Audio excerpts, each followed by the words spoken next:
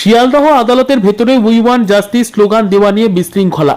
শুক্রবার আরজিকর কাণ্ডে ধৃত সন্দীপ ঘোষ ও অভিজিৎ মণ্ডলকে আদালতে শুনানির জন্য হাজির করার পর সেখানে উই ওয়ান্ট জাস্টিস স্লোগান ওঠায় উত্তেজনা দেখা দেয়। আদালতের ভেতরে এই ধরনের স্লোগান ওঠায় ক্ষুব্ধ হন বিচারপতি এস দে। শুনানি শুরু হলে বিচারপতির প্রশ্ন ছিল সিবিআই আইনজীবীকে, সরাসরি যুক্ত রয়েছে সন্দীপ ঘোষ, এমন কোনো তথ্য কি আপনাদের কাছে রয়েছে? সিবিআই সেই উত্তরে জানিয়েছেন যে তাদের কাছে এমন কোনো তথ্য আপাতত আসেনি, তবে তদন্ত করলে বেশ কিছু প্রমাণ সামনে আসতে পারে। 1 মাস তদন্ত প্রক্রিয়া করেছেন এবং 16 দিন জেলে হেফাজতে রেখেছেন সন্দীপ ঘোষকে। এই 16 দিনে তাহলে এমন আপনারা কোনো তথ্যই পাননি? প্রশ্ন বিচারপতির। উত্তরে সিবিআই আইনজীবী না বলেন। সিবিআই আর্জি মেনে তদন্তের স্বার্থে সন্দীপ ঘোষ এবং অভিজিৎ মণ্ডলকে আরো 5 দিনের হেফাজতে রাখার অনুমতি দেন বিচারক। এদিন আদালতে শুনানি চলাকালীন বারবার পলিগ্রাফ টেস্ট এবং নার্কো টেস্টের বিরোধিতা করেন সন্দীপ ঘোষের আইনজীবী।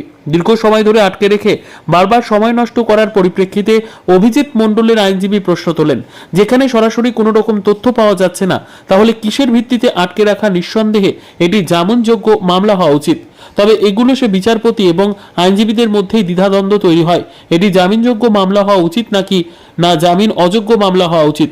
দীর্ঘ তর্ক বিতর্ক এবং শুনানি পর্ব শেষ হওয়ার পর বিচারকের সিবিআই হেফাজতে পাঠানো আরজি করের প্রাক্তন প্রিন্সিপাল সন্দীপ ঘোষ ও টালা থানার প্রাক্তন ওসি অভিজিৎ মণ্ডলকে।